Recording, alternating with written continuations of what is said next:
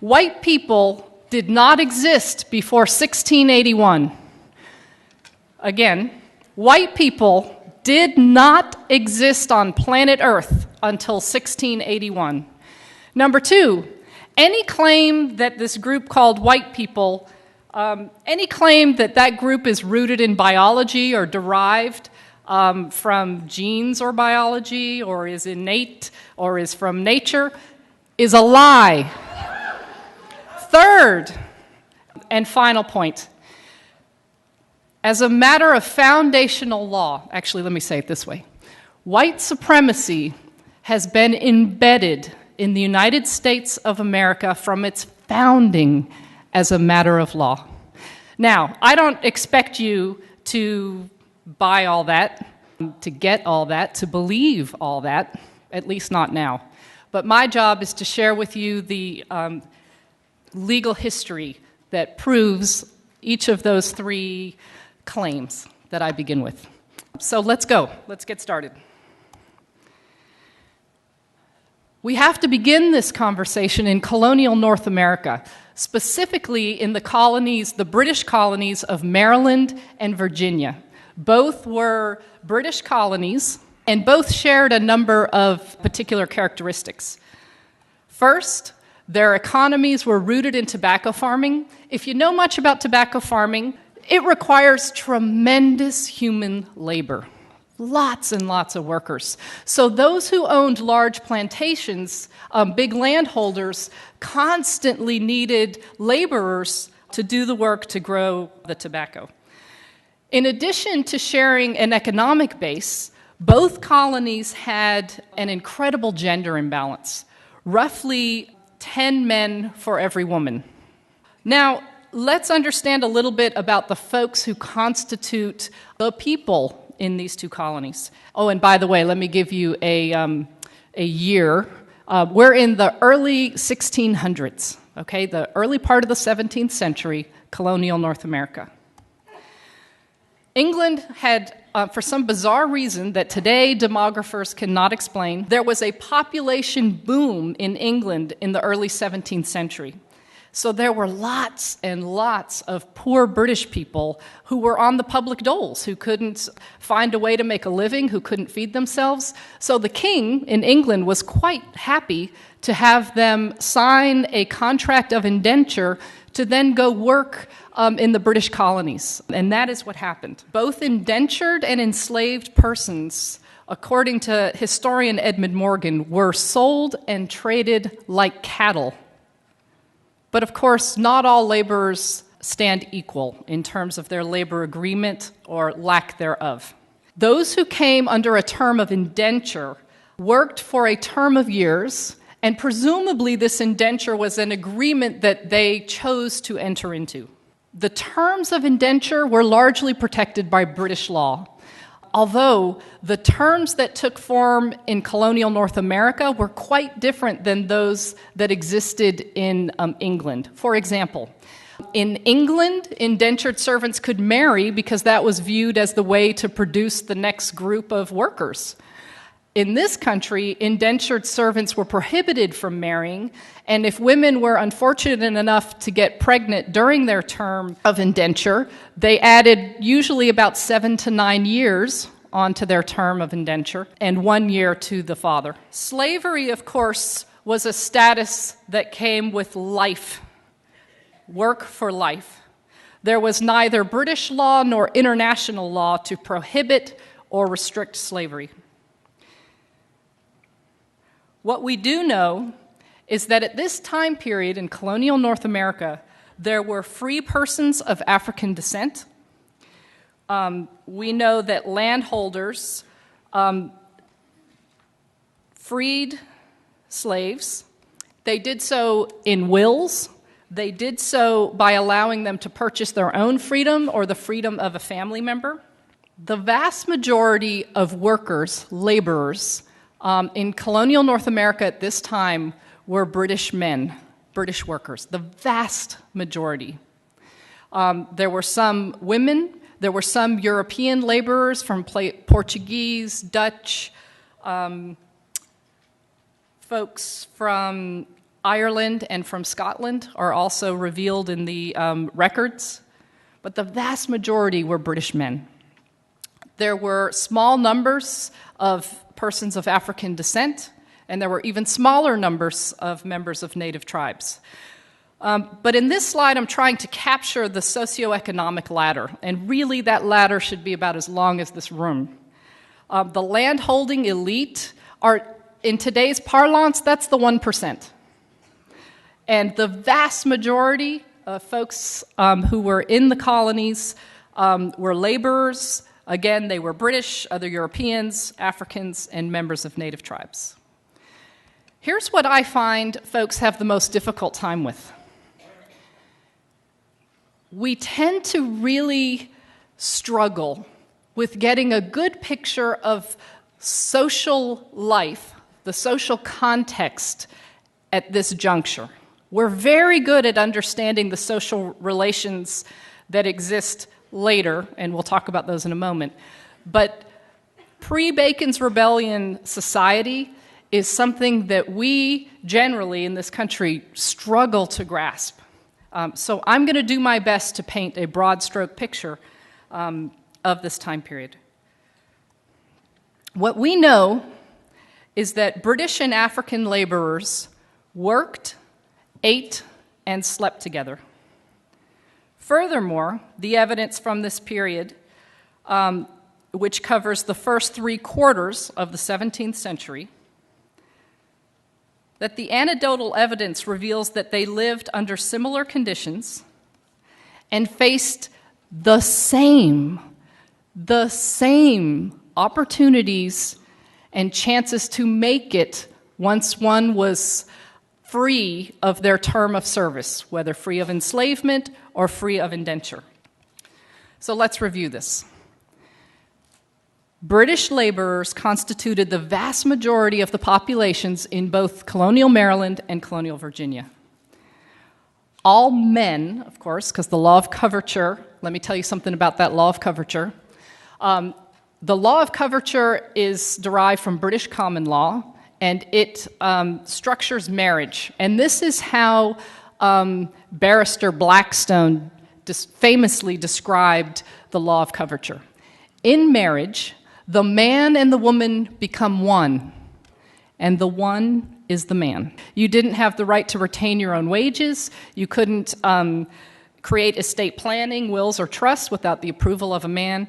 So all men who were free of indenture or enslavement faced the same opportunities in these colonies as a matter of law. For example, free men of African descent could own servants or slaves, and they did. They could vote, and they did. They could marry persons of the opposite sex. God, and I love that I have to make that qualification now. Woo! They could marry persons of the opposite sex regardless of national origin, and they did. In fact, marriages between men of African descent and women primarily of British descent were not uncommon at all. In one county, 1/2 of the free men of African descent were married to a European woman. There was a challenge to these marriages, but it did not come from the masses. It came from elites, and that's what we're going to talk about next. All right, this little depiction is meant to be a depiction of the lawmakers in Maryland, colonial Maryland lawmakers. They passed a law in 1664 punishing, and I quote, British and other freeborn women who marry enslaved Negro men. The punishment for entering into these marriages was that the woman herself would be enslaved for her husband's life, and any children they have would be enslaved into their 20s. Now imagine that you are a plantation owner. That's not a bad deal. I get more property. I like that. And that is exactly what happened. Rather than deter these marriages, which is the express intent of the law of 1664, rather than deter them, these marriages were encouraged by property owners because that in fact, that such a marriage increased their property value. This law of 1664, represents, if not the first, certainly the precursor to anti-miscegenation law. These are laws that punished or prohibited marriage between, notice that white people didn't exist yet in 1664, at least as referenced in that law. But most generally speaking, anti-miscegenation law prohibited and punished marriages between a white person and a specific non-white person or persons. Let me be really clear. I read all the time in history books, in academic texts, and I read anti-miscegenation law described as prohibiting interracial marriage. That's not correct. For example, a member of a native tribe could marry a person of Chinese descent. Both were understood as racially distinct, but never did anti-miscegenation law prohibit such kinds of marriages. The only marriages that anti-miscegenation law prohibited were those between a white person and always a person of African descent, and sometimes various other groups. Okay, so just so we're really clear about anti-miscegenation law and its link to whiteness. A couple other things to note about anti-miscegenation law. It's not derived from British law. Anytime we look at law and study history and you see a break from British common law, you always want to pay attention, because it tells us something about the needs and desires of those who wielded power in the colonial context. So anti-miscegenation law was one of these laws. They were passed colony by colony and then state by state. It's a really important area of law for a number of reasons. But for our purpose this morning is because it's where this human category called white first appears on planet Earth, the first time. In addition, anti-miscegenation law is important because it lasted more than 300 years. These anti-miscegenation laws literally shaped the faces of this group of more than 2,000 X number of people that I'm looking at today. The Maryland legislature sought to correct for the encouragement of marriages that they described in that previous law of 1664 as, quote, a disgrace, unquote, to the British people, as an indication that the, quote, British or freeborn woman must be forgetful of her status as free, end quote.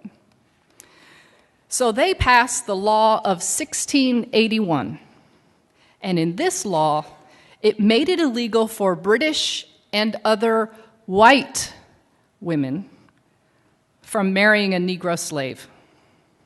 And furthermore, the law punished any landholder who encouraged the marriages and any religious authority who performed it. This law equals the invention of the human category white.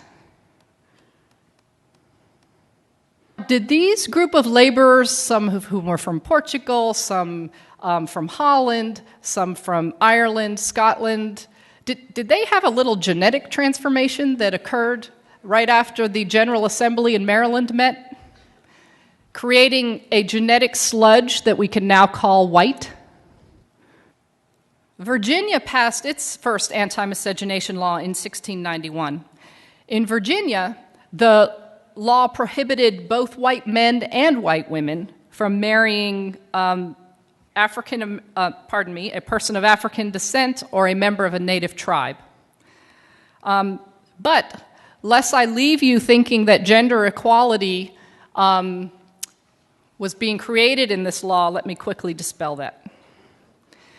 Studies of antebellum courts reveal that, in fact, anti-miscegenation law was that, at least in the language of the law, prohibited these marriages for white men and white women. But here's what we know from antebellum court cases. we know that plenty of white men married and or engaged in intimate sexual relations with prohibited women.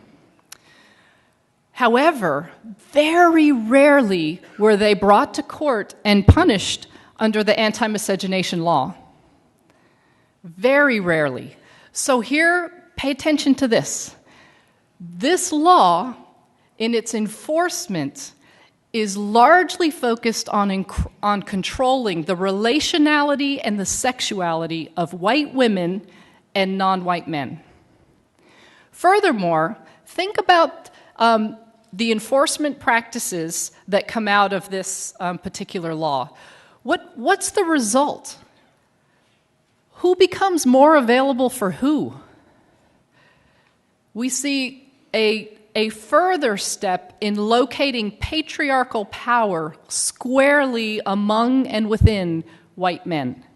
We've talked about the law of 1664 and the amendment to that law in 1681. And we've noted that the key difference between those two is the reference to the group who's of concern. The language has shifted from British and other freeborn to British and other white women in that particular law. So the question becomes, well, what the heck happened between 1664 and 1681? And the answer is Bacon's Rebellion. This was a massive revolt in the colony of Virginia that lasted more than a year. Let me give some background of the seeds of this rebellion, what helped give rise to this violent outburst. Those who were enslaved, I don't think it's hard to imagine, were by definition of their status disgruntled laborers. And remember that pool of readily available workers from England who were poor and happily sent off in the guts of ships? Well, they dried up.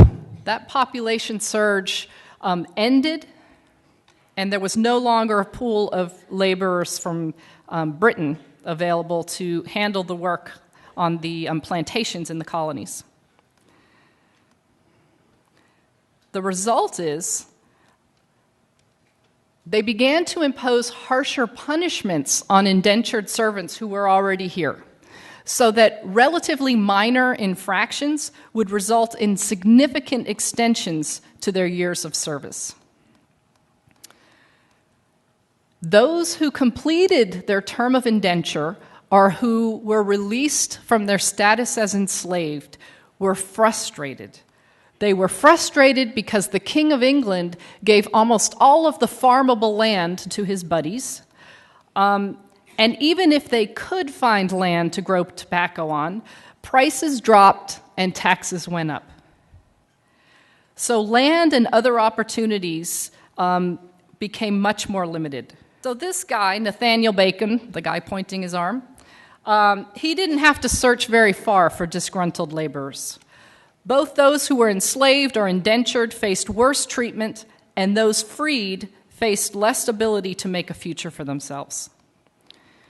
Persons of European and African descent fought in the first phase of Bacon's Rebellion against members of native tribes, and then in the second phase of Bacon's Rebellion against the British ruling elite. Nathaniel Bacon ultimately died from wounds that he received in a battle, and England sent troops into the colony, and that eventually quashed the rebellion. But not without having made a significant impression upon those who wielded authority and were threatened by this rebellion. Remember, this rebellion lasted over a year, and records from lawmakers in Virginia to the Legal Oversight Authority in England revealed that over 30% of the population were in support of the rebellion. Here were the lessons from Bacon's Rebellion. A united labor force is a threat to the form of capitalism taking hold within the colonies. Virginia lawmakers wrote letters to the Oversight Authority in London explaining that they intended to pursue a divide and conquer strategy in order to prevent future rebellion. It's only after Bacon's Rebellion that we see the emergence of white people as a group of humanity. Let's think about this for a minute. 1681, some lawmakers invent a new label for a group of people. Imagine, if you will, just for a second, for fun here, that I'm a lawmaker, and I just pass a law claiming that 3/4 of you in this room are crunchies. Okay?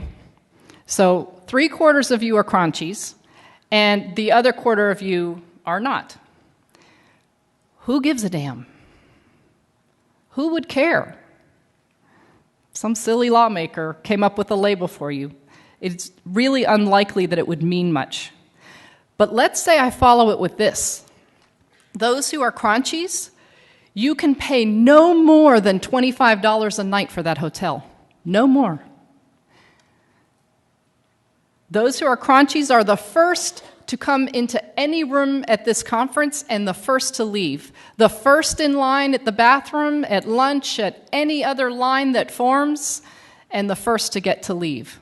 And that these privileges and advantages that come by virtue of this label that I asserted upon you as a lawmaker continues when you walk out these doors. That it shapes how you are treated and what you get to do for years and years to come. Imagine you're one of the crunchies. Imagine how you might start to feel. Wow, I must be special. Imagine you're not a crunchy. Wow, what's wrong with me? This is not fair. Let's return to the divide and conquer strategy. Laborers, prior and through Bacon's Rebellion, were united. They lived the same darn lives. They faced the same opportunities, rights, and privileges once they were freed from enslavement or free from indenture. That's about to change. A slew of laws were passed in the decades after Bacon's Rebellion and continued to get passed into the first quarter of the next century. The first slew of laws included the prohibition of free blacks from holding public office, the prohibition of blacks and native tribal members from marrying whites, the requirement that whites, upon completion of their terms of service, be paid goods, including guns and gunpowder, a prohibition of free blacks possessing a weapon. We're going to come back to that. The prohibition of blacks testifying against whites. These laws began to give different meaning to these labels that prior to this moment just referenced where your nation of origin was. Not anymore. I want to return quickly to the law that prohibited free blacks from possessing a weapon. What this law did was essentially strip free black men of their ability to hold patriarchal power. Because look, under the law of coverture, here's how things worked. Men were in control, controlled women, their spouse, controlled their children, and had legal authority to do so, including severe beatings, all financial assets and land. The man had the control. But the exchange was that in exchange for that authority, he protects. That's the trade-off for patriarchal power. Stripped, made impossible by virtue of this law. And then let's look at this law that prohibited blacks from testifying against whites. We will see that throughout U.S. history. Mexicans prohibited from testifying against whites, Chinese prohibited from testifying against whites, and then it just becomes mongrels, the label, to include persons of Japanese descent and the like. So that's a law that we see throughout U.S. history. When you look at these laws, what's the message to white people? Each one of these laws has a message to this new group of people called white folks, on the one hand, and a message to those who it denies or restricts on the other. Each one of them. This package of laws, first passed after Bacon's Rebellion, did something extraordinary. Let's imagine that that light up there represents the landholding elite, the 1%. And this represents the socioeconomic ladder in the colony, okay? And so this hand over here represents this new group of laborers called white ones. And this hand over here represents laborers of African descent and members of native tribes. Before Bacon's Rebellion and through it, these laborers had the same lives, faced the same opportunities, and that changed. But when you look at these laws that passed that created this change, it divided these, created different meaning for this group versus this group, but it didn't do a whole lot to lift the economic status of white people closer to that of the white elites. Very little movement up. What it did do was it plummeted the bottom, created a new bottom to colonial society, and shoved persons of African descent and members of native tribes there. So let's look at this group of humanity called white people. We learn from this history that white people were built upon the idea that British had of themselves as white, as Christian, as freeborn, as deserving of rights and privileges from which others can be denied. To this day, white people have not been defined as a matter of law to this day.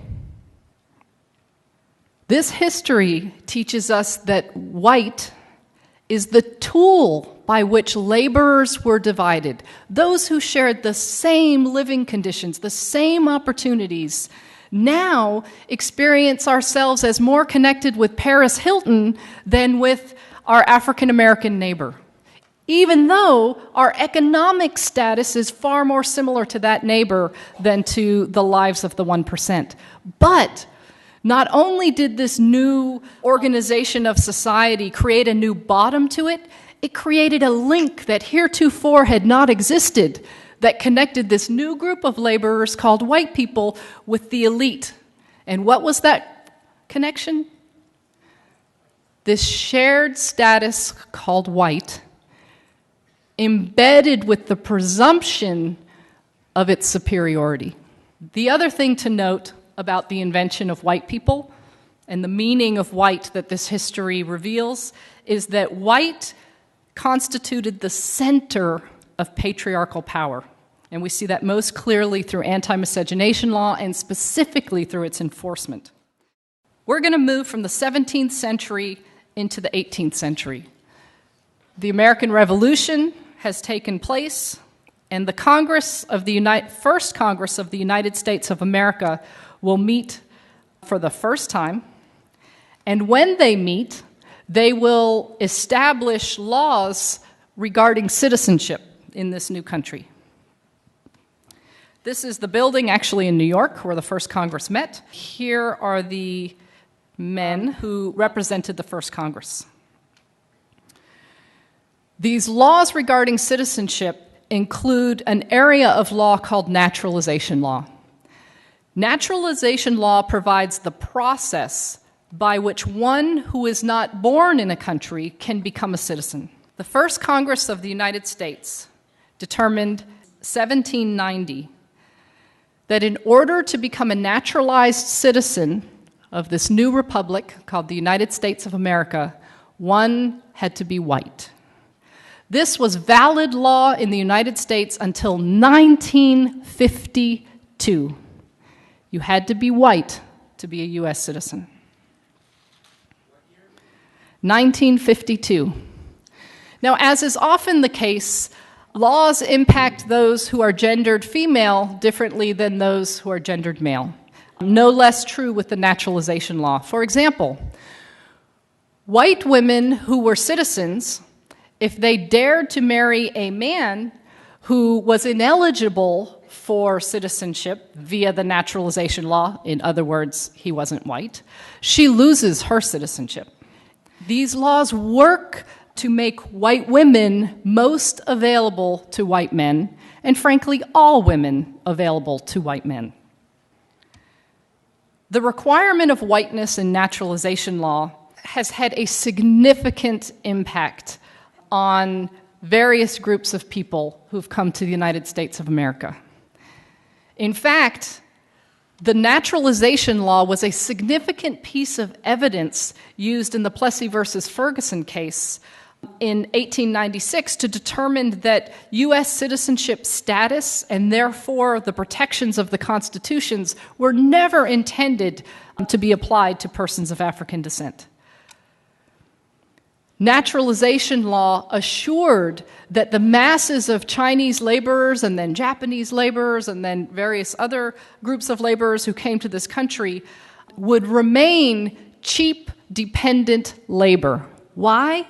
Because even though they were significant in number, especially relative to their employer and landholders and railroad companies, if you're not white, you're not a U.S. citizen. If you're not a U.S. citizen, you don't vote. If you can't vote, you can't voice your political needs and desires, thereby reducing these groups of people to dependent, cheap labor.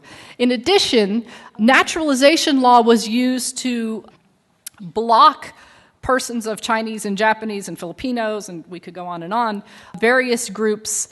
Not only did it result in them getting paid less for doing the same job, but all kinds of taxes got imposed upon them. So there was a foreign wage tax. Various laws were passed that blocked them from being able to work in the public sector, blocked them from being able to hold a managerial position. And then, of course, alien land laws were passed. These were laws that made it illegal for those ineligible for naturalization, i.e. not white people, made it illegal for them to own property. And so what's the result of these laws for white people, right? Because we're real good about seeing the harm that these laws cause for certain groups. But let's get the flip side of that coin. When I make a whole group of people ineligible to purchase land, it makes more land available and cheaper for me, for white people. When you're the lowest paid worker and prohibited from moving up as a matter of law, then those positions that get paid more, that are more desirable, are more available to white people. So we see, just from this one law, and I could spend another hour with you at least going through these combinations of law, naturalization law, anti-miscegenation law, and immigration policy, all that combined in these ways to continue to advantage, to give economic value, symbolic value to white people, to give us the unearned advantages that we continue to receive today. I have a favor to ask. Would y'all close your eyes for a moment? Just close your eyes. Imagine a society where white supremacy is not embedded in our institutions. Sit with it. Think of the prison complex. Think of our education system. Think of church on Sunday, synagogue on Saturday, temple, mosque.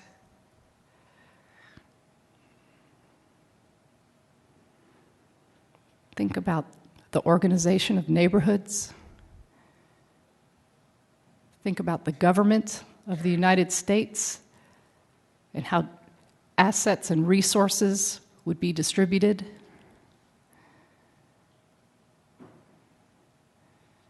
Looks pretty different, doesn't it?